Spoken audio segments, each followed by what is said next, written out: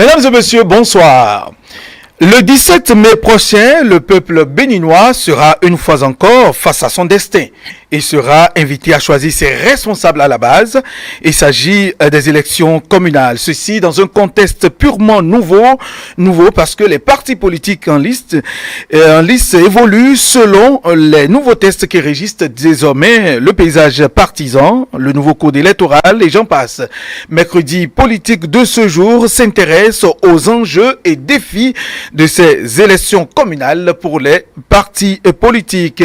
Et autour de la question, ce soir, nous avons François Aoudo. Il est ancien journaliste, consultant médias et communication, mais par ailleurs administrateur électoral et donc expert des questions électorales.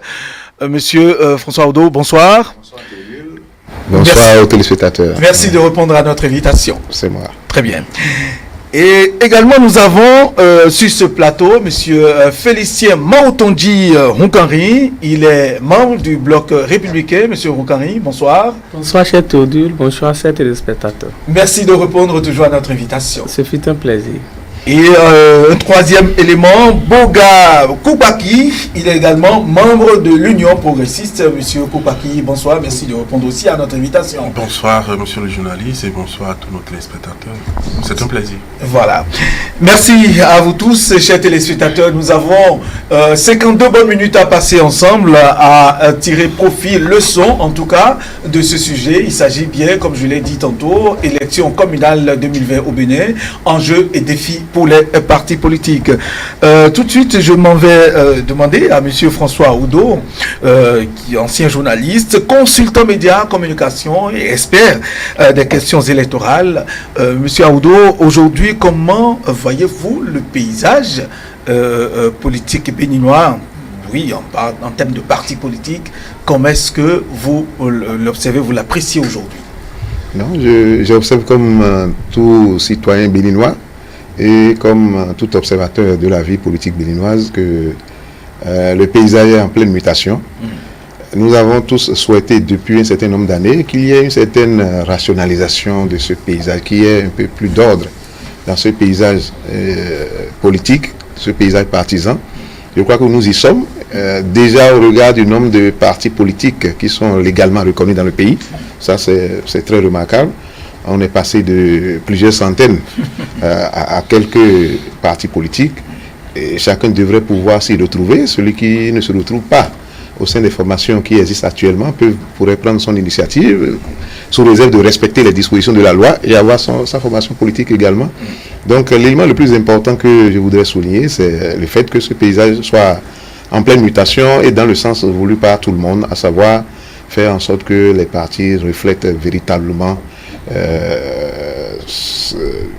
une certaine volonté de la population, ou alors que cela reflète beaucoup plus l'unité qui devrait exister au sein des citoyens de ce pays. Je crois qu'on aura l'occasion peut-être d'en parler tout à l'heure. Voilà. Merci à vous, M. Aoudo. Alors, M. Roukanri, vous partagez certainement la même vision des choses que M. Aoudo? Oui, mais je suis en phase avec M. Aoudo par rapport à tout ce qui se passe aujourd'hui dans le paysage politique. Et nous voyons que effectivement les partis politiques sont transformés d'une certaine manière.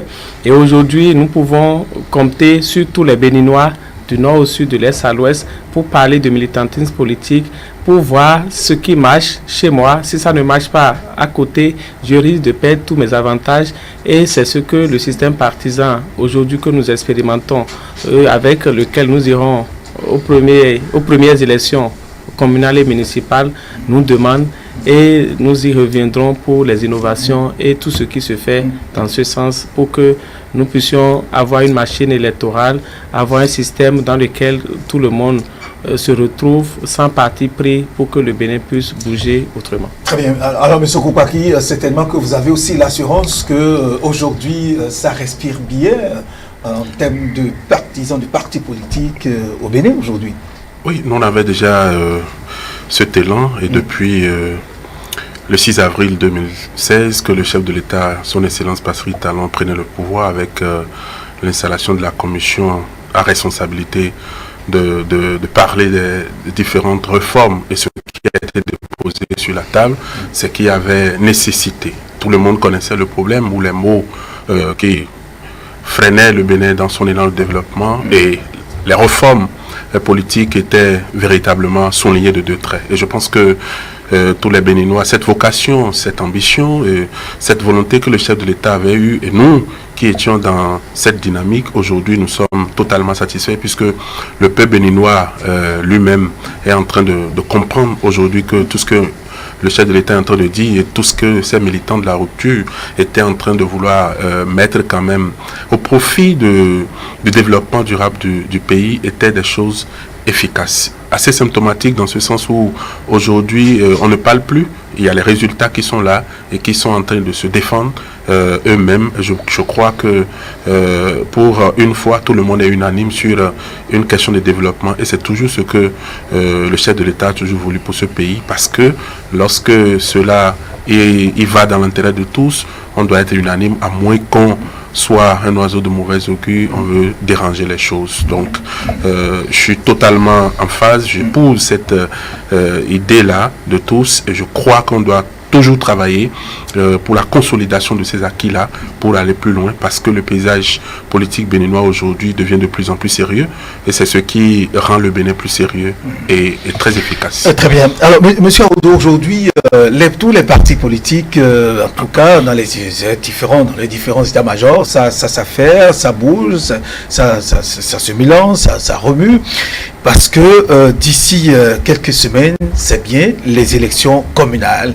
Et alors, selon vous, en tant qu'expert des questions électorales, en tant qu'ancien journaliste, consultant média, vous avez eu à analyser, à observer, à suivre et à tirer des conclusions. Aujourd'hui, selon vous, quels sont les enjeux de ces élections-là communales, élections communales 2020 au Bénin du mai prochain?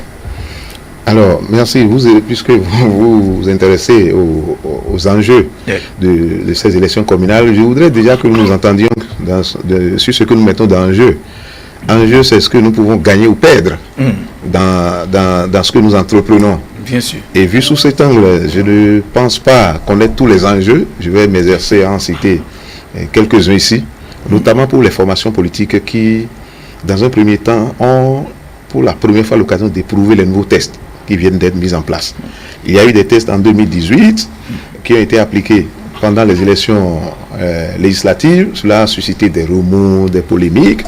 On a fait des réformes et on a mis en place de nouveaux tests qui, autant que faire se peut, a pris en compte un certain nombre de griefs qui étaient faits aux tests précédents. Donc c'est la première fois qu'il faut éprouver ces tests-là. Et cet enjeu-là concerne toute la nation. Ce n'est pas un enjeu lié à un parti politique et autres. Ça, c'est un enjeu national. Et par rapport aux partis politiques, je crois que c'est la première occasion qui s'offre à ces partis politiques de prouver leur envergure nationale, de prouver véritablement qu'ils ont un ancrage au niveau de tous les arrondissements du pays. Ça, c'est très important.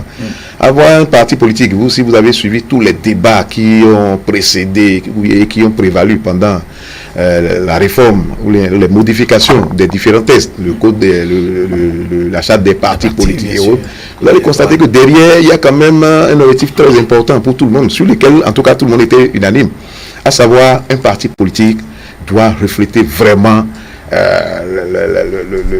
le paysage politique dans le pays, à savoir que si j'ai un parti politique, comme on l'a vu par le passé, qui se limite à la table de belote où je joue, on ne peut pas considérer cela comme un parti politique. Et ces élections-là, véritablement, permettent à chaque parti politique de montrer que nous avons un ancrage à Kandi, nous avons un ancrage à Gatobo, nous avons un ancrage à Ketou. Et ça, c'est un enjeu très important pour les partis politiques, à savoir montrer qu'ils sont présents. Deuxième enjeu que je pourrais citer, ces partis doivent prouver aussi, démontrer leur capacité d'organisation. Quand vous voyez tous les tests, toutes les pièces à fournir et le nombre de candidats et autres, vous allez vous rendre compte qu'une formation politique, il ne suffit pas de dire nous avons des militants partout.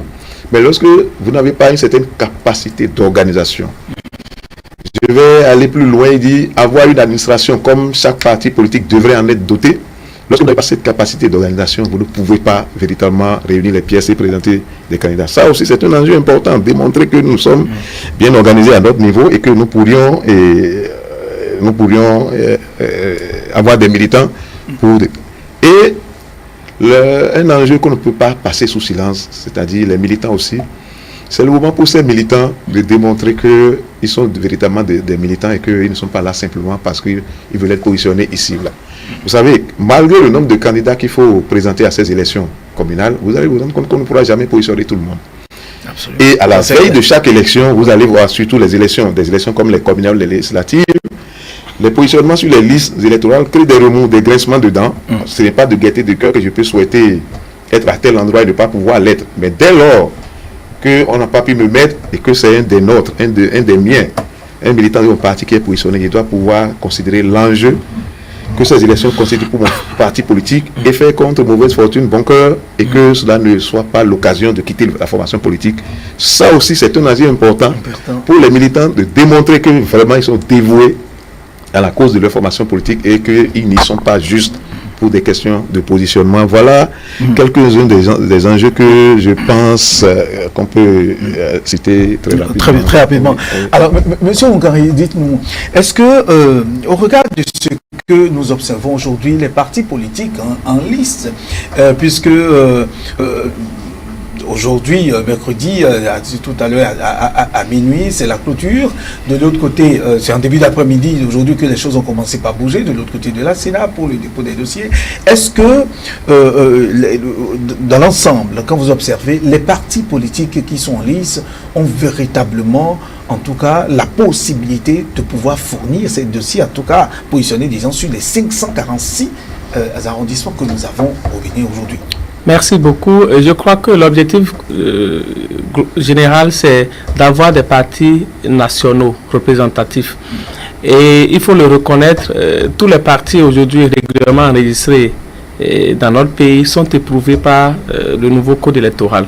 Parce que, comme vient de dire le consultant, il faut être un parti bien structuré, bien organisé pour pouvoir affronter et répondre aux exigences contenues dans le nouveau code. Parce que vous savez, il faut désormais compter sur tout le Bénin pour avoir un siège dans un conseil communal. Parce qu'il y a le critère de 10% au plan national qu'il faut satisfaire avant de prétendre être installé autour de la table où les sièges se partagent. Et ça fait qu'aujourd'hui, tous les partis politiques qui aspirent à avoir des conseillers communaux dans nos communes, les mois à venir, ont été obligés de travailler de façon à d'abord réunir les militants, réunir les candidats. Et vous imaginez que si vous n'avez pas été organisé, il y a des gens qui sont très influents dans leur localité, dans leur arrondissement, mais qui n'ont pas des pièces, maîtresse pour pouvoir candidater. Et il faut aller constituer ces pièces. Peut-être c'est la carte d'identité nationale, peut-être c'est casier judiciaire, c'est certificat de nationalité. Et si vous ne vous... Là, vous parlez des difficultés. Si vous ne vous prenez pas tôt, vous serez véritablement éprouvé. Et c'est ce qui se passe aujourd'hui. Et vous verrez qu'il y a des partis qui sont enregistrés, mais qui ont annoncé qu'ils ne seront pas dans la course. C'est parce qu'ils ont pesé et ils ont vu qu'effectivement, ils ne peuvent pas satisfaire à tout ce qui est dit. On a le temps d'en parler. Voilà. Oui. Donc, nous croyons que tous ceux qui vont déposer tout à l'heure leur dossier à la Sénat, c'est parce qu'ils sont capables, c'est parce qu'ils pensent qu'ils ont compris le système et ils ont compris que désormais il faut que les choses bougent positivement dans notre pays sur le plan politique. Et je crois que tout ira bien pour qu'ensemble nous puissions traverser cette période dans la paix. Très bien, monsieur Ongari, merci. Monsieur Koupaki, c'est quand même lourd comme travail à faire. Environ plus de 3000 dossiers à fournir. C'est quand même du travail et de l'organisation, comme l'a dit monsieur Aoudou tout à l'heure, au sein de ces partis. Est-ce que aujourd'hui nous pouvons espérer quelque chose de ces partis? C'est une dizaine environ que nous avons aujourd'hui. Oui, je pense que je ne vais pas me mettre à apprécier les autres partis politiques parce que moi, de façon générale, de dire que lorsque vous avez envie J'ai toujours l'habitude de donner un exemple simple. C'est pas parce qu'on est en classe de terminale qu'on peut se présenter au baccalauréat. Je passe de la première en terminale. Le tout ne suffit pas d'être un élève de la classe de terminale pour aller à l'examen. Il va falloir répondre au dépôt de dossier pour le baccalauréat. Après ça, que le dossier soit accepté, recevoir une convocation. Après tout ça, qu'on se présente. Donc du coup, l'Union progressiste, par exemple, la formation politique dans laquelle nous avançons, savait déjà comment il fallait se préparer, parce que l'Union progressiste est composée de plusieurs partis, d'anciennes formations politiques, d'anciens mouvements. Et nous on a déjà une certaine disposition sur toute l'étendue du territoire national. C'est-à-dire quoi? On travaillait déjà, on n'a pas été surpris, et je crois que les autres partis qui savent faire aujourd'hui pour aller à la Sénat ont fait de même. Je crois également que le travail, comme vous êtes en train de le dire, n'a pas été du tout facile. Un travail suffisamment minutieux, parce que les tests ou les dispositions telles mentionnées, il va falloir une certaine conformité sur toutes les pièces que vous présentez. Lorsque votre nom est écrit autrement sur le casier judiciaire, autrement sur votre carte LEPI, autrement sur votre certificat de résidence, il y a problème de conformité. Donc du coup, il faut travailler, comme le disait tout à l'heure Monsieur François, qu'il faut véritablement avoir une administration, et nous pensons que cet élément aussi a été réglé au sein de notre formation politique, et tout est fait, et que vous allez voir que c'est un travail comme d'habitude impeccable qui a été fait au sein de notre formation.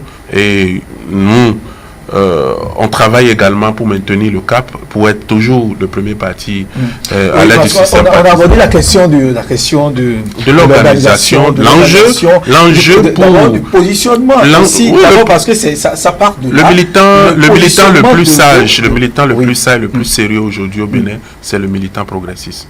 Parce que il y a ce que nous appelons, non du tout pas, il y a ce que nous appelons l'affaire de positionnement chez le militant progressiste n'est pas un problème. Le système partisan demande quoi? Que les partis soient nationaux. Et le militant qui travaille ne travaille pas pour X, pour Y. Au sein de notre formation, il travaille pour son parti. Et lorsque vous avez dans la tête de travailler pour votre parti, que vous ne travaillez pas pour X ou pour Y, vous devez travailler jusqu'à aller au bout de votre idéologie. C'est de ça qu'il s'agit. On n'est pas aujourd'hui avec le système partisan, ce n'est plus un travail d'intérêt personnel.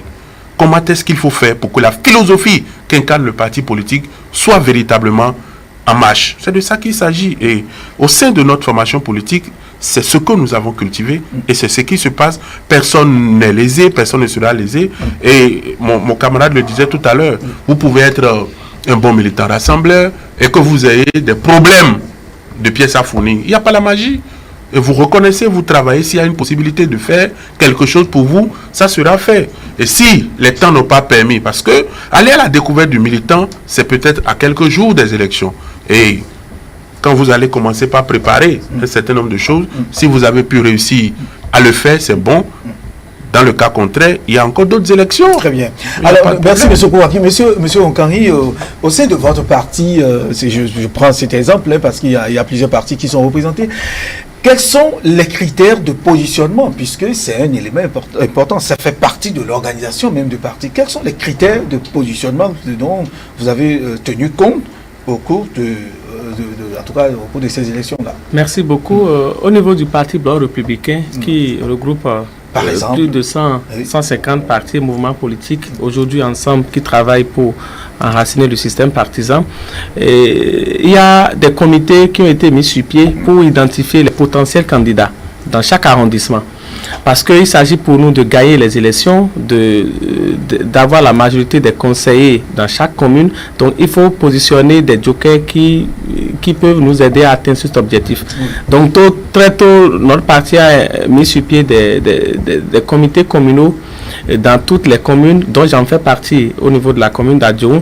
Et nous avons sillonné tous les arrondissements avec nos militants, avec en consultant les forces vives de chaque arrondissement, les anciens politiciens, comme on le dit, du milieu, pour pouvoir identifier les hommes de l'heure, ceux qui font la fierté aujourd'hui de la population, parce que nous savons que c'est des élections de proximité où l'arrondissement est la circonscription électorale. Donc il faut prendre le fils du milieu qui est le plus aimé pour avoir plus de facilité à convaincre. Le plus aimé par rapport à quoi? Par rapport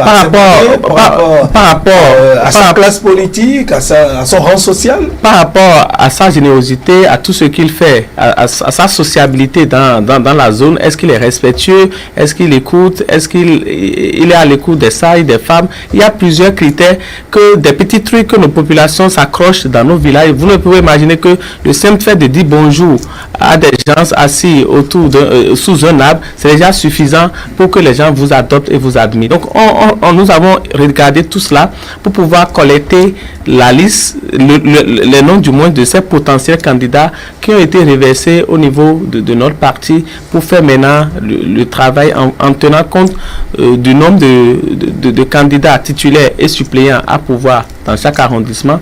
Et c'est ce qui a été fait et bouclé avec tous les dossiers y afférent, parce que quand vous l'identifiez, il faut aller maintenant à la quête des dossiers. Il faut courir derrière lui comme un policier pour pouvoir avoir ses pièces à jour et tout. Et tout cela a été fait, reversé au comité départemental dans chaque département. Après, le bureau exécutif national a fait la compilation et tout cela est fin prêt pour être déposé tout à l'heure à la Sénat. Très bien. Alors, monsieur le consultant, monsieur François Audo, on revient sur la question de l'organisation, parce que les quelques questions que nous avons évoquées tout à l'heure, le positionnement des candidats, ça fait partie de l'organisation. Il y a aussi la grande question de la représentativité nationale de ces partis politiques. Et aujourd'hui, tout le monde s'accorde à dire qu'il y a certains partis qui s'apparentent bien puissantes, bien représentatives. En tout cas, c'est vrai qu'on n'a pas encore été aux élections, mais au regard de tout ce qui s'était passé, est-ce qu'aujourd'hui, ces partis politiques peuvent se prévaloir d'être véritablement des partis sur le plan national, comme vous venez d'écouter un peu de part et d'autre? Bon, je crois que toutes les formations politiques sont en construction. C'est vrai qu'on a de grands ensembles désormais et que ce sont des partis existants qui ont voulu bien fédérer leurs énergies pour avoir ces grands ensembles. Cela dit, la nouvelle expérience que ces partis politiques sont en train de faire démontre forcément que ce sont des partis en construction. Il faut pouvoir garder le groupe en cohésion, apprendre à travailler ensemble, parce que cela ne se faisait pas, c'est maintenant qu'on s'est mis ensemble. De sorte que, mais cela dit, je crois que les partis auxquels vous faites allusion, notamment les partis que représentent nos deux amis, ont un petit avantage, à savoir qu'ils ont pu quand même déjà faire quelques petits exercices lors des élections législatives, même si ce n'est pas avec la même étendue. Mais c'était déjà une occasion que ces partis ont eu de rôder un peu la machine, et ça c'est un avantage qu'on ne peut pas passer sous silence. Parce que lorsque vous évoquez la question de la représentativité, peut-être il y a un enjeu qu'on n'a pas cité tout à l'heure, qui est un enjeu très important. Il ne faudrait pas qu'on limite l'intérêt de ces élections-là aux communes ou bien aux localités. C'est vrai, c'est le développement que nous visons au niveau de toutes nos localités, parce que la décentralisation vise à faire en sorte que nos communautés puissent se concentrer sur les problèmes à la base. Mais n'oublions pas que désormais les élections communales vont impacter les élections présidentielles. Nous allons en parler tout à l'heure par rapport à cette affaire de parrainage. Mais pour revenir à la question du poids de chaque formation politique aujourd'hui, il y en a qui ont quand même une petite avance pour avoir fait une petite expérience déjà par rapport aux élections législatives. D'autres n'ont pas encore fait cette expérience et ils vont devoir se mettre au pas. Et c'est là où ces partis devraient se dire qu'ils ont un peu plus de boulot que les autres. Ça, je le crois fermement. Alors, selon vous, en tant que consultant, qu'est-ce que le législateur est en train de viser en instaurant la question de la représentativité, c'est-à-dire le pourcentage, les 10%? Parce que c'est quand même c'est très important. Quand vous observez, il va falloir peut-être lier ça en même temps au fait qu'on ait supprimé les alliances. vous allez voir que, comme je le disais tout à l'heure, qu'il y a, excusez-moi le terme, qu'il y a certaines formations dont la valeur ou bien l'influence ne dépassait pas une table de belote. Mais à part le jeu des alliances, je sais que je prends mon ami Okari, je sais que lui, dans la zone où il met, il a sa petite expérience, que j'ai ma petite expérience peut-être à Zobodomé. Nous nous mettons ensemble, je sais que s'il passe là-bas, ça va être son problème, s'il ne passe pas, ça va être son affaire. Mais le jeu des alliances nous permet quand même d'aller aux élections. Au finish, chacun sentit pour son compte et non pour le compte d'une formation politique.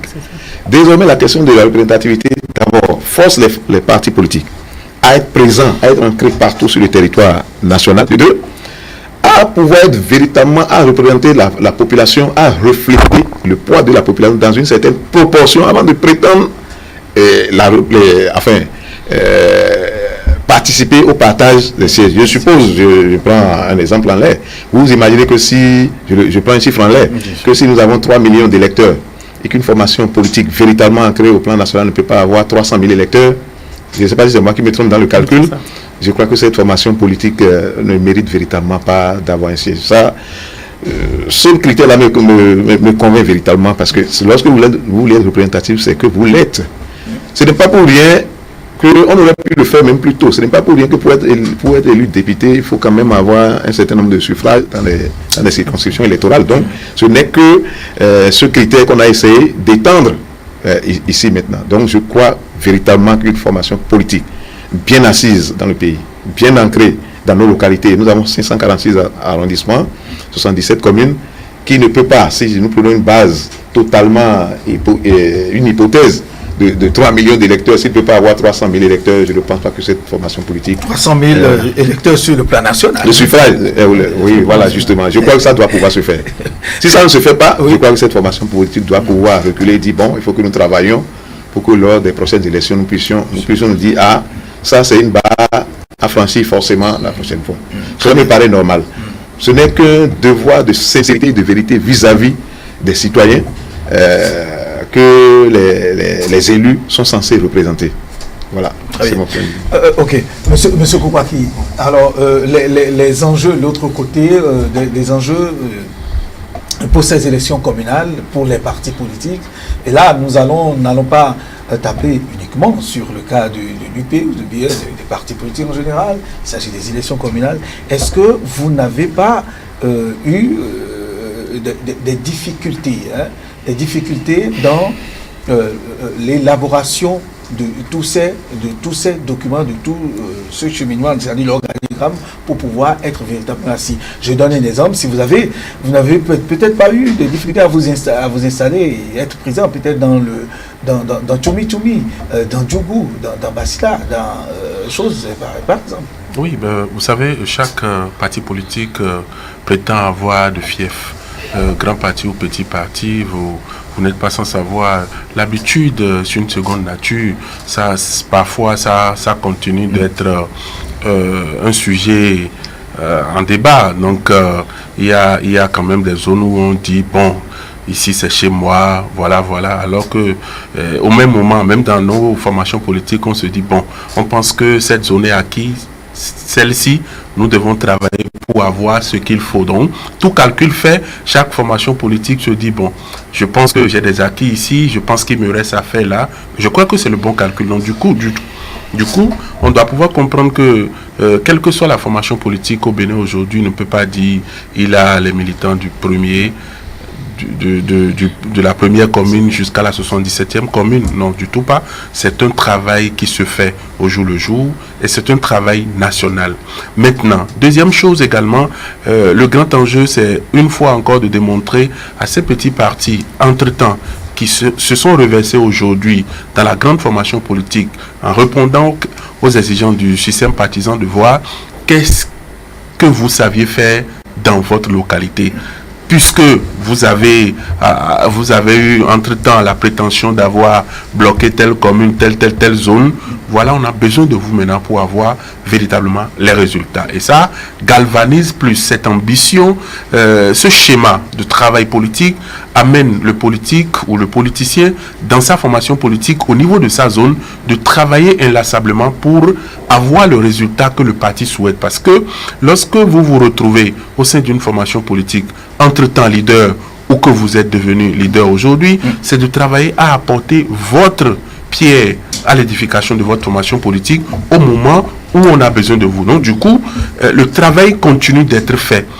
Sans les élections, rien n'est gagné d'avance. Donc le travail continue d'être fait au sein de chaque formation politique. Il faut l'avouer, parce que petit soit-elle, cette formation politique a quand même une ambition, a quand même un but, un objectif qu'il est en train de viser. Donc, voilà les démarches que chaque formation politique... La question du pourcentage des 10%, comment est-ce que vous... La question de 10%, c'est un préalable. C'est un préalable. Vous ne pouvez pas dire que vous êtes un parti politique. Et comme nous sommes en train de dire aujourd'hui, sur le plan national, que vous représentez le pays. Je donne un exemple, si vous voulez. Dans l'ancien système, je prends un cas. Non, c'est un exemple. Ce que je dis, c'est un exemple. On n'est plus dans ce cas. Où par exemple, il sait que le nombre de voix qu'on veut, il peut l'avoir dans sa commune ou dans l'une ou deux des communes. Il met les moyens là, il a le suffrage, il est élu député, il dit, il doit rien à qui que ce soit au pays. Alors que lorsque vous prenez notre hémicycle, on dit que le député représente la nation. En quoi, lui, dans sa tête, il dit, il doit son élection à sa population ou dans sa commune, et que tout ce qu'il a à faire, c'est de défendre. Et nous, on a vu tous les députés presque à l'Assemblée dans ce pays défendre un projet de leur commune, défendre les projets de leur circonscription. Ça doit pouvoir s'arrêter. Et lorsqu'il y a une commune ou une circonscription qui n'a pas eu la chance d'avoir de députés, elle va devenir quoi? C'est de ça qu'il s'agit. Donc, le système partisan fait appel à ce que nous appelons la prospérité partagée. Et la question de défense, vous n'avez pas besoin, même si vous êtes un orphelin, vous verrez des gens prendre cause et effet pour vous.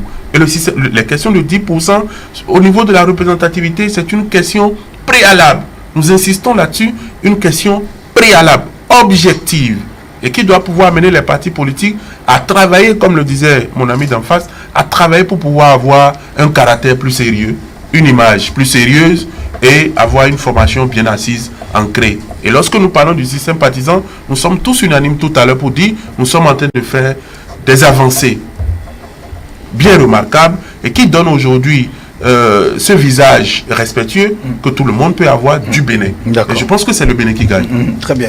Monsieur Roncari, alors la question des 10%, oui, vous allez donner votre point de vue et nous dire quelles sont, selon vous, les chances des partis politiques qui sont là, qu'ils soient de la mouvance pure ou de la mouvance associée, etc.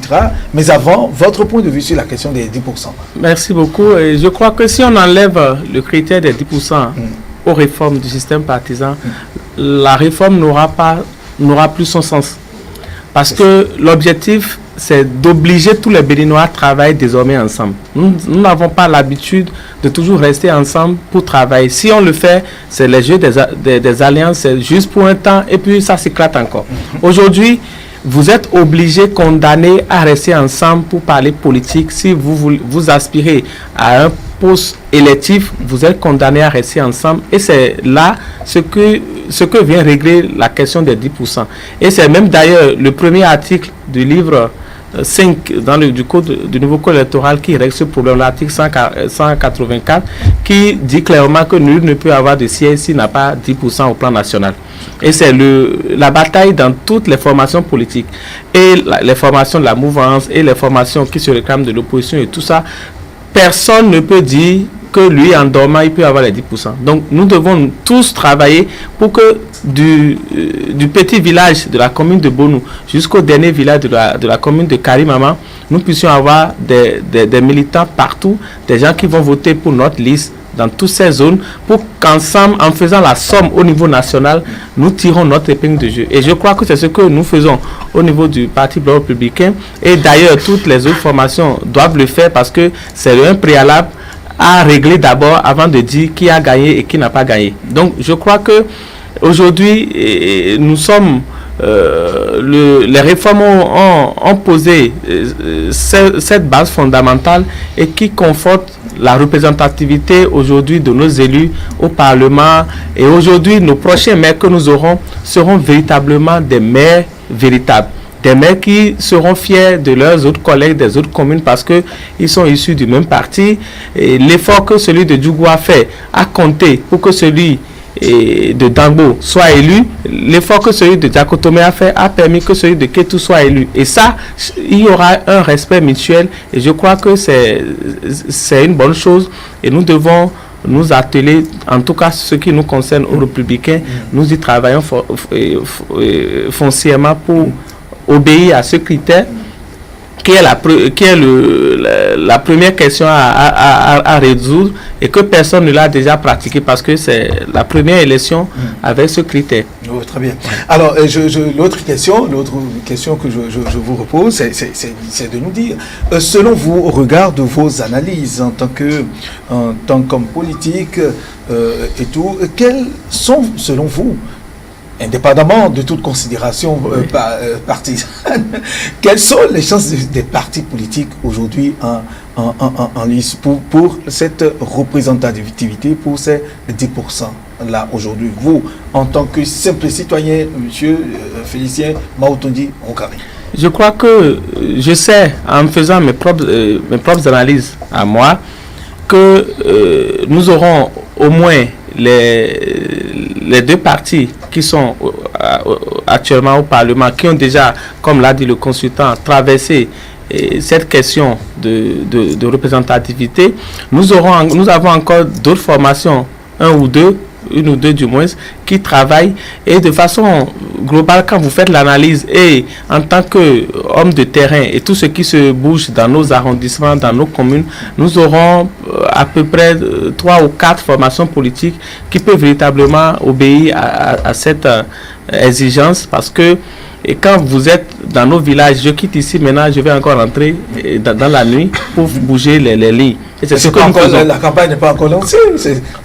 Oui, la campagne n'a pas encore lancé, mais d'autant plus que la Sénat reçoit déjà les listes. Oui. Nous sommes déjà dans les pré-campagnes et chacun va au contact de sa population et on se rencontre dans la nuit. On se rencontre et on sait qui sont ceux qui bougent et qui sont ceux qui peuvent véritablement, et étant donné que nous sommes désormais ensemble. Vous violez les tests non, nous ne faisons pas de campagne. Vous nous avez vu faire quelle campagne? D'accord. Je suis venu et saluer un ami, un parent et tout ça. C'est aucun regroupement politique avec aucune affiche, il n'y a rien du tout. Mais nous nous préparons parce que ce n'est pas le jour de la guerre qu'on affûte ses armes. Donc je crois que aujourd'hui, nous nous posons assez de questions aussi avec nos autres collègues parce que étant que nous sommes désormais ensemble, je peux facilement appeler mes camarades de lutte de Nati Tengou pour savoir comment ça se passe là-bas, quelles sont les formations qui bougent. Et ça nous permet de faire le point pour savoir véritablement dans l'ensemble ceux qui y travaillent, l'effectif qui peut avoir les 10% aujourd'hui pour bouger les lignes. Parce qu'on a dit 10%, un parti peut avoir 50%. Un parti peut avoir 30%. Donc c'est en cela que le jeu devient un peu plus féroce parce que le minimum c'est 10%. Donc si vous avez plus, ça fait plus pour vous. Si vous avez moins, vous disparaissez pour ce très bien. Voilà. Pour ces élections. Pour ces élections-là. Alors, M. Koupaki, oui, c'est quand même sérieux. Est-ce que vous avez aussi le pressentiment que en tout cas, c'est des analyses, hein, et ça, c'est pas encore les élections, mais on fait des suppositions qu'à peine 4 et 5 partis seront vraiment... Pas 5, pas 5, c'est au plus 3. C'est au plus 3. Et qu'est-ce qui vous fait dire que c'est au plus 3? C'est au plus 3, c'est le terrain qui nous fait dire ça. C'est au plus 3. 4, ça serait en ballottage. C'est le terrain, Et d'abord, peut-être jusqu'à présent, on saura peut-être tout à l'heure, à l'annonce ou le point de presse que la Sénat va faire tout à l'heure, le nombre de partis qui est déposé de dossiers, et on va commencer même pas à faire le calcul à partir de là. Mais je puis quand même noter que ce qui va se passer, c'est ça. Ce n'est pas trop de partis politiques parce que, vous savez, il y a beaucoup de Béninois qui se retrouvent dans les grands regroupements. Et lorsque vous n'êtes pas un grand regroupement, il vous serait difficile d'atteindre 10%. Et comme l'a dit tout à l'heure le camarade de Félicien, il y aura des partis qui auront peut-être 50%, 40%. Mais n'oubliez pas qu'il il y a d'autres partis qui sont des anciens partis qui sont connus, qui sont sur le terrain, qui ont toujours leurs militants, qui vont compétir. Il n'y a aucun problème, mais on dit... Vous ne les craignez pas, vous ne voyez pas que des surprises. Il n'y a aucun souci, il n'y a pas de surprise. Ce que nous sommes en train de faire, ce n'est pas du football, ce n'est pas un jeu de hasard. Donc, ce que nous sommes en train de faire là, c'est par rapport à l'engagement sur le terrain, c'est par rapport à un travail préalable et c'est par rapport aux échéances auxquelles nous sommes en train d'aller. Ce qui est là, vous verrez ça parce que le travail continue d'être fait. On ne livrera pas nos secrets ici. Nous, on est en train de faire le travail. Chaque parti politique le fait. Mais c'est une question de militantisme. Et ce que nous sommes en train de dire est une question préjudiciable dans chaque formation politique. Et vous verrez vous-même les résultats parce que les Béninois aujourd'hui s'y plaisent à être dans un grand regroupement. Très bien. Alors, Monsieur Aoudo, aujourd'hui, vous savez, les anciens partis, certains anciens partis très connus sont de la course. Ils iront aux élections avec leurs militants. Est-ce que quelle part en tout cas, de chance vous leur accordez, M. Aoudo? Je ne saurais dire que ces partis n'auront pas de suffrage. Ces partis en auront. Le seul piège qui pourrait guetter ces partis, ça je peux me tromper, je le dis au risque de me tromper, c'est le fait que si vous observez nos partis classiques, je vais vous les appeler ainsi, avant la création des grands ensembles qui sont en cours, c'est des partis qui sont limités à des fiefs, généralement qui se réduisent au coin dont le leader est issu. Vous allez voir, on vous dira tel parti est ancré dans telle région de tel département, et quand vous observez, c'est forcément le leader ou bien quelques leaders qui sont issus de ce coin. Or, ici, il est question de faire en sorte d'avoir un certain pourcentage. Le débat aujourd'hui n'est plus un débat du nombre de voix à obtenir, mais d'un pourcentage à obtenir au plan national. Est-ce qu'un parti dont l'influence se limite à un département ou bien à quelques localités d'un département peut tenir dans ce débat de 10%? C'est ça le piège. Si bien que je fais le pari qu'au lendemain de ces élections législatives, vous allez voir que certaines formations politiques classiques qui sont restées, qui ont voulu garder leur autonomie, il n'est pas exclu que certains finissent par réfléchir pour dire il faut qu'on se mette ensemble. Parce que vous êtes influent dans telle zone, moi je suis influent dans telle. Quand nous comptons les suffrages, si on s'était mis ensemble, on aurait dépassé largement les 10%. Mais isolément, on n'a pas pu le faire. Donc ça, c'est d'ailleurs un enjeu dont on doit se réjouir par rapport aux réformes qui sont engagées. Mais je crois que ce piège guette certaines formations politiques qui ont voulu garder leur autonomie en se fiant à leur coin traditionnel où ils faisaient leur grand score. Cela dit, je voudrais demander à toutes les formations politiques de rester prudentes également. Parce qu'il y a des surprises. Et une élection comporte toujours une marge de surprise et par rapport à cela, il faut que les gens soient vigilants parce que quand vous observez un peu ce qui se fait, j'ai l'impression que certaines formations politiques se laissent un peu absorber ou bien essaient de limiter leur sondage aux réseaux sociaux. Quand je lis les réseaux sociaux, et je voudrais appeler toutes les formations politiques à rester éveillées et à ne pas se limiter à ce qu'on fait écrire ou bien que certains par sympathie écrivent sur ces formations politiques aussi. Voilà. Mais aussi que certains partis politiques, je parle aussi surtout des anciens, qui ne font pas assez de tapage, mais qui travaillent en sourdine, mais qui sans grand bruit. Je suppose que toutes ces formations politiques vont faire de même. Les formations politiques qui font beaucoup de tapage, je crois, ont certainement compris que ce sont des élections où on doit désigner des élus locaux, c'est-à-dire des représentants proches des populations, et que par rapport à cela, il est question d'aller travailler dans les hameaux, d'aller travailler dans les villages, il est question d'aller travailler dans les cours des maisons, et que par rapport à cela, le tapage à Cotonou seul ne pourrait pas permettre d'atteindre ce but, ça c'est évident. Et une formation politique où les gens essaient de faire une certaine veille stratégique où ils disposent d'un certain brain trust qui les aide à réfléchir en termes de stratégie, ne peuvent jamais se limiter au tapage. Mais il se fait que ça fait partie également des modes d'influence et des modes de lutte aussi. Parce que la lutte électorale n'est pas que physique sur le terrain, c'est une lutte psychologique également. Oui, et puis l'autre chose, M. Aoudo, est-ce que là, il faudra peut-être le rappeler aux partis politiques que le fait d'avoir une mobilisation, une grande mobilisation des militants à telle cérémonie, à telle occasion, est-ce que cela reflète véritablement le visage que présente l'obédience de ce parti dans ça fait partie des prières que nous allons faire, parce que voilà là où on a dévoyé complètement le militantisme dans ce pays, où lorsque pendant les campagnes vous vous rendez compte qu'il suffit d'avoir de l'argent, vous pouvez remplir le rôle des arts. Demain, si j'ai de l'argent, je remplis le rôle des arts, mais ce sont les mêmes personnes qui reviennent. Si jamais les partis se contentent de faire le même jeu cette fois-ci, ils seront tous déçus. Il est question d'avoir véritablement des militants qui vont voter pour nous, parce que si moi j'ai les 10% et que vos 10% doivent se retrouver parmi les miens, mathématiquement, cela n'est pas faisable. Et c'est pour cela que je disais tout à l'heure que il est question d'aller travailler dans les maisons, dans les cours, dans les quartiers, dans les hameaux, parce que dans les grands ensembles, les grands regroupements, les grands meetings au stade de l'amitié, hall des arts et autres, quand vous observez bien, ce sont les mêmes personnes qui reviennent. Il fut un temps ici où c'était devenu une filière. Si vous êtes capable de mobiliser les gens, bon, je vais faire mon meeting, je vous sollicite, je remplis une grande salle de spectacle, et on pense que je suis populaire à ce niveau, à ce degré. Et l'autre aussi fait de même. Mais quand on va aux élections, on se rend toujours compte de ce que chacun pèse. Ces élections vont nous permettre, les élections locales et les élections à venir vont nous permettre de corriger cet tard également de notre système partisan. Très bien.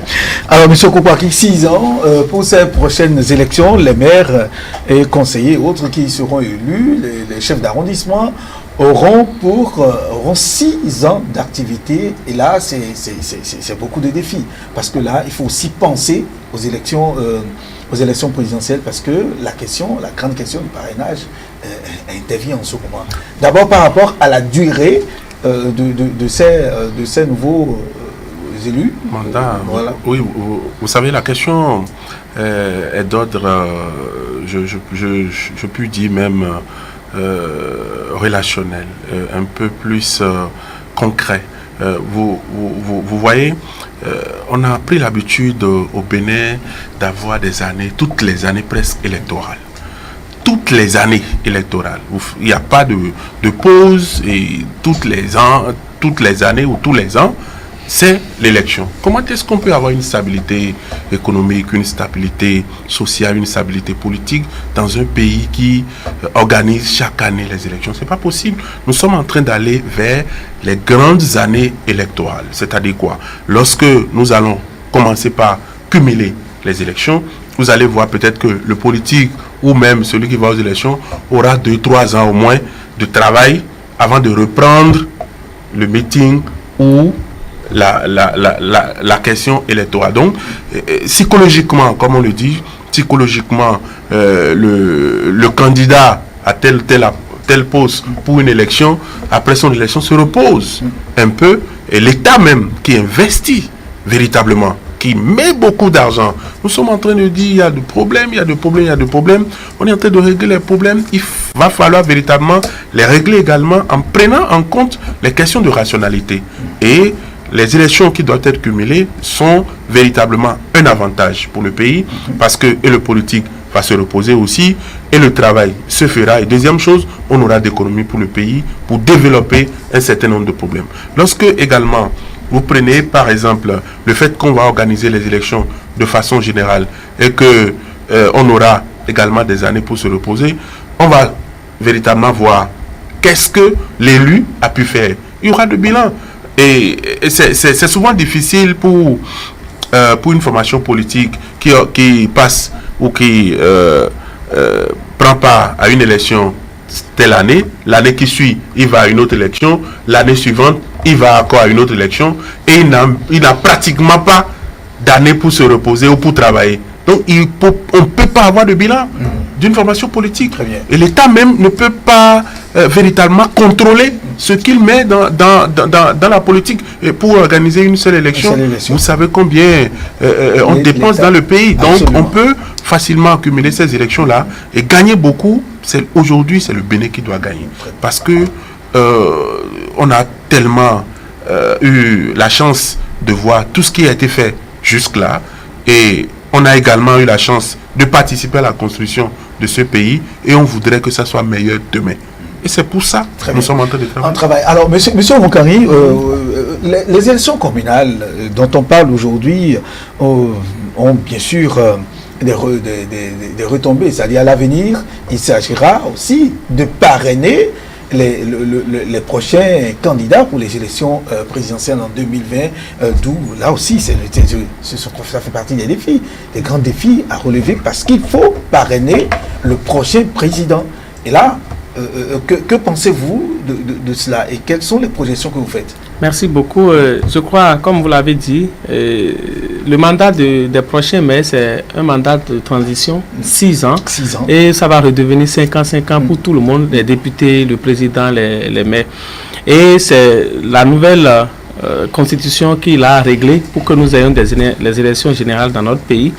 Et de ce fait, les maires auront encore beaucoup plus de responsabilité de fait que ils seront maintenant comptés parmi ceux qui vont porter garant pour les potentiels candidats aux élections présidentielles dans notre pays. Et vous voyez, le législateur a été très intelligent dans l'élaboration des tests. On a contraint les 10% au niveau des élections communales. Ça veut dire que les partis qui ont 10%, c'est eux qui auront des conseillers, par conséquent des maires. Et au niveau des élections présidentielles, on dit que ce sont ces maires et ou députés qui donneront ensemble 10% pour faire caution pour un candidat. Donc, vous voyez que tout est structuré de telle sorte que un potentiel candidat qui a eu cette caution et qui a déposé son dossier à la Sénat est capable d'avoir au moins 10% de l'électorat béninois. Et ça règle beaucoup de problèmes. Et je crois que véritablement le Bénin se positionne comme l'un des pays qui est en train de régler ces problèmes politiques. Imaginez, on a fait élection législative en 2019, communale en 2020, présidentielle en 2021. Donc nous maintenant, au plan républicain, on a été les élections législatives, nous irons aux élections communales et nous irons encore aux élections présidentielles. Nous aurons combien de temps à penser à la formation des jeunes, des femmes pour le mythe? On va nous occuper pour rien. Un mandat finit, l'autre commence. Un mandat finit, l'autre commence. Donc du coup, nous croyons qu'aujourd'hui, à partir de 2026, tout au moins, nous aurons une année pour faire nos querelles politiques, nos bagarres politiques et 4 ans au moins pour que chaque mandat travaille. Et les maires, et le député, et le président de la République, chacun a au moins 4 ans pour travailler et 1 an pour faire bagarre politique. Et puis le Bénin va prendre un envol considérable au souhait de tous les Béninois. Alors, monsieur François Oudo, la question du parrainage, ça c'est une très grande question et c'est là aussi là où se déroule le grand combat, je dirais, pour ces élections communales, parce que tous les partis politiques veulent contrôler les mairies, les arrondissements.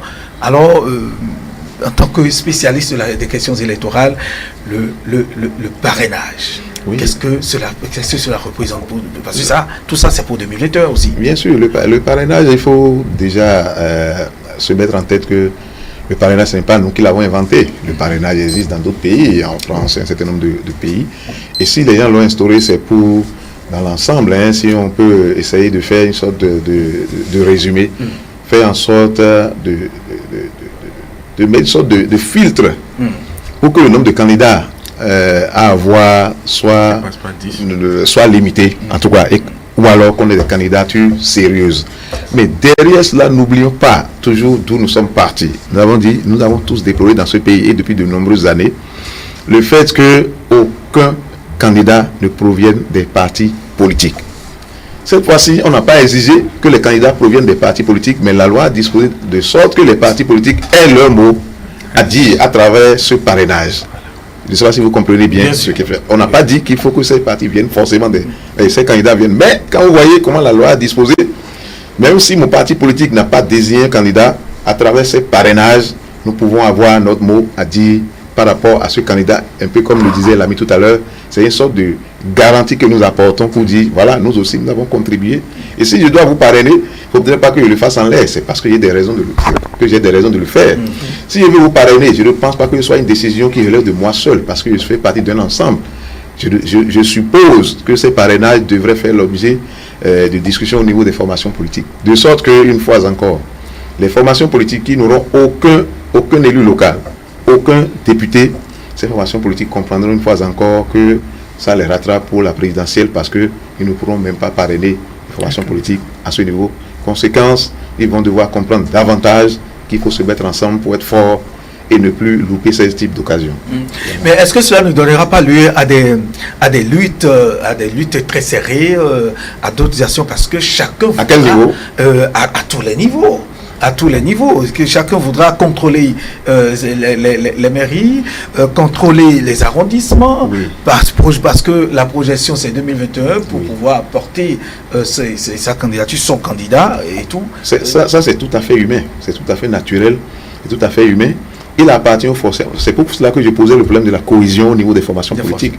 Je ne pense pas que quelqu'un puisse apporter sa caution sans consulter sa formation politique pour dire, ah, je vais apporter, si je suis un élu local, pour dire, est-ce que nous apportons notre caution à quel candidat?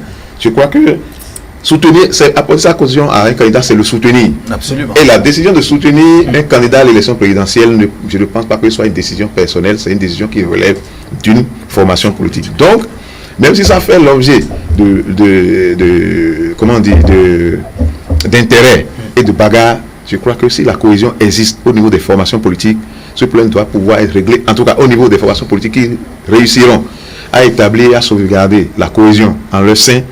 Le problème ne se posera pas dans les mêmes termes, parce qu'ils ne pourront pas prendre la décision en l'air. C'est lorsque certaines formations politiques se permettront de garder le statu quo, à savoir, c'est parce qu'il y a un leader tout puissant à la tête qui décide, bon, nous soutenons telle formation politique. C'est en ce moment que cela pourrait créer une sorte d'implosion au niveau des formations politiques, parce que les élus locaux aussi pourront dire, si celui qui est à la tête du parti dit, sans constituer les autres, vous allez dans tel sens, sans que ça fasse l'objet de discussion, en tout cas au regard du niveau de la nouvelle charte des partis politiques et des tests, règlement intérieur et statut de quelques 2 ou 3 partis que j'ai consultés, si les choses fonctionnent bien, ce débat peut être interne, parce qu'il n'est pas facile que tout le monde dise la même chose, mais on doit pouvoir forcément trouver, entre les ambitions personnelles et les intérêts des formations politiques, on doit pouvoir trouver un moyen terme pour dire, au finish, tout le monde n'est pas d'accord, mais notre consensus va dans tel sens pour que nos élus locaux puissent parrainer tel candidat à la présidentielle, je le crois. Très bien. Alors, l'autre question que je vais vous poser, M. Aoudou, c'est de savoir, est-ce que certains partis politiques qui n'ont pas accepté, n'ont pas voulu participer à ces élections, estiment qu'il n'y aura pas de la sincérité au cours des il n'y aura pas de la sincérité, ils ne sont pas du tout confiants en l'organisation de ces élections. C'est pourquoi il y en a de ces partis politiques qui ont évoqué, en tout cas entre autres ces raisons, en tant que consultant des questions électorales, vous avez observé l'évolution des choses, le circuit qu'a pris tout, l'organisation jusqu'à aujourd'hui. Est-ce qu'il faudra encore se laisser aller à ces conclusions ou à ces pressentiments? Quand vous regardez tous les griefs qui ont été portés contre l'ancien code électoral, celui de 2018, sans compter les codes précédents, et les efforts qui ont été faits pour qu'on obtienne le code qui est en vigueur en ce jour, c'est un peu comme quand nous allons dans nos assemblées générales, simplement au niveau des associations. Vous allez voir, parfois, on veut modifier un règlement intérieur, tout le monde n'est pas d'accord, mais quand on tire dans tous les sens, et que la majorité finit par dire, bon, voilà, on retient telle chose, c'est que chacun devrait pouvoir se plier à cela. C'est un peu comme si aujourd'hui, le débat qu'on fait là, si on doit satisfaire ceux-là, c'est comme si on demandait de changer les règles en cours du jeu. Le processus est lancé, nous ne pouvons plus arrêter le processus, mais je crois que les débats ont été suffisamment faits, et que s'il y a dans une formation politique, les gens évaluent leur chance et estiment qu'ils ne peuvent plus aller en compétition, on devrait pouvoir respecter leurs décisions et considérer leur mécontentement comme une chose tout à fait naturelle et normale pour peu que cela ne bloque pas le processus électoral. Très bien. Alors, Monsieur Koukaki, votre avis par rapport à la question? Non, mais cette question, c'est une question, comme je puis le dire, assez symptomatique. Ça se fait voir lorsque un parti politique reconnaît ne pas pouvoir réunir les 10%, il se dit mais je ne suis pas prêt pour aller aux élections, au lieu de jeter de l'opprobre sur l'organisation des élections ou telle chose. Les tests en vigueur sont consentis en tant que bon démocrate. Lorsque vous avez la prétention de diriger ou de participer à une élection, d'avoir des élus au niveau des communes, etc., il faut être quand même un peu plus sérieux dans tout ce que vous êtes en train de faire, tout ce que vous êtes en train de dire. Et également, on ne peut pas être d'accord sur tous les plans, le consensus n'existe pas toujours. On peut accepter certaines choses, mais lorsque vous n'êtes pas d'accord ou lorsque vous voyez que vous n'avez pas la possibilité pour le moment, ce n'est pas quand même une question d'infériorité. Non, je n'ai pas encore pris les dispositions. Je viens peut-être d'avoir mon récépissé ou je viens d'avoir telle chose, je ne peux pas. Parce que la grande question aussi, c'est de réunir les 10%. Non, les candidats. Les dossiers. Non, mais ce n'est pas seulement des dossiers. Oui, parce que pour aller à une telle élection, pour gagner, il faut savoir le candidat qu'il faut proposer. Oui. Je suppose qu'il y a un leader dans une commune qui a déjà fait ses preuves, qui est peut-être aux affaires, qui est en train de travailler, et que vous sortez un jour pour vous proposer quelqu'un qui ne peut pas aller à l'encontre de celui-là dans son arrondissement, dans sa commune. Vous savez tout de suite le résultat qui vous attend, même si vous avez des amis, ils vont voter pour vous, mais il ne fera pas le score qu'il faut. Donc, à partir de ce moment-là, il y a ce qu'on appelle des militants. C'est pourquoi tout à l'heure, j'étais en train de dire en parabole qu'aujourd'hui, le Béninois veut être, est relax, est confiant de se retrouver dans les grands regroupements. Parce que tout ce qui se passait, c'est que les partis politiques sont dans un sac d'un ami, les partis politiques sont dans la chambre. Oui, c'est sérieux. Si je dois faire un mot de fin, c'est rappeler peut-être à tous les Béninois ou à toutes les formations politiques que nous sommes en train d'aller à une phase très décisive de l'histoire politique, de la démocratie, de l'évolution, de la dynamique de notre démocratie, et que chacun doit pouvoir prendre de la hauteur et savoir que tout ce que nous faisons aujourd'hui, la loi de Lavoisier est toujours en vigueur, nul ne se perd, nul ne se crée, tout se transforme, tout va nous rattraper, et demander également aux militants, quel que soit, pour ce que je sais, pour l'Union progressive par exemple, et comme je le dis, vous allez le constater, le plus sage, le plus sérieux des militants, c'est le militant de l'Union progressive. Et tout, vous allez voir qu'il n'y aura pas de remous. Tout ce qui sera présenté au sein du parti, qu'il n'y a pas de problème, on ne travaille pas pour X ou Y, c'est de travailler pour que le parti gagne. Et que le travail commence encore à partir d'aujourd'hui où on a déposé les dossiers à la Sénat. Le 17 mai, nous, on aura la victoire. Très bien. Monsieur Oukari, Maotondi, Félicien, voilà. Oui, votre mot de fin. Merci beaucoup, je vous remercie. Et je remercie toutes les institutions de la République impliquées dans ces élections. Nous voyons que chacun joue son rôle, sa partition pour que tous évolue bien, et nous ne pouvons qu'appeler à l'attention de toute la population béninoise pour que chacun puisse rester dans son couloir et faire son devoir citoyen. Et je profite pour appeler les militants du bloc républicain et que nous sommes bien sûr sur la liste, nous irons au charbon, et une fois encore nous devons accepter nos candidats, les candidats de notre parti, pour travailler pour que véritablement, comme nous sommes un parti de jeunes et de femmes, réussir l'espoir, parce que ce sont ces deux couches qui sont les plus importantes dans notre pays, et qu'au 17 mai, nous puissions nous frotter la main et nous imposer comme parti leader. Parce que ces élections, comme... Nous aurons le temps en tout cas de revenir ici pour parler, parce que la campagne n'est pas encore lancée. La Sénat fera son travail, il lancera la campagne, on reviendra là. Et je profite parce que c'est l'élection qui va éprouver le système partisan lui-même, et il faut que pour une fois encore nous puissions faire bloc et laisser tout ce qui est tiraillement politique, et oublier ceux qui, pour manque de participation ou d'impréparation, tout ce qui s'était passé, regarder l'avenir et penser à ce pays qui a besoin de nous tous pour avancer. Très bien. Merci. Monsieur François Audo, votre oui, personnellement, moi, je reste très attentif et impatient de voir ces nouveaux tests éprouvés par ces élections et que nos partis politiques puissent prouver, les nouveaux partis politiques puissent prouver leur ancrage au plan national dans le pays. Et n'oublions pas la Sénat qui a un gros challenge, à savoir que ces nouveaux tests lui imposent un certain nombre de contraintes. Donc nous avons également la Sénat à l'œil et voir sa capacité vraiment à se mettre au pas par rapport à ces nouveaux tests. Pour qu'il n'y ait plus de critiques comme voilà, parce qu'elle avait reçu beaucoup de critiques. C'est l'occasion pour elle de faire en sorte de dissiper ces critiques dont certaines n'étaient forcément pas fondées. Voilà. Très bien. Merci à vous, chers invités, Monsieur François Audo. Je rappelle que vous êtes ancien journaliste, consultant média et de communication, mais par ailleurs administrateur électoral et donc expert des questions électorales. Il était donc sur ce plateau avec nous. Nous avons eu également Monsieur Félicien Maotondi Rounkari, il est membre fondateur du Bloc républicain. Et puis Boga Koupaki, membre fondateur de l'Union progressiste. Avec vous, nous avons parcouru la question qui concerne bien sûr les enjeux et défis pour les partis politiques en ce qui concerne ces élections communales. Enjeux, défis sont énormes en tout cas.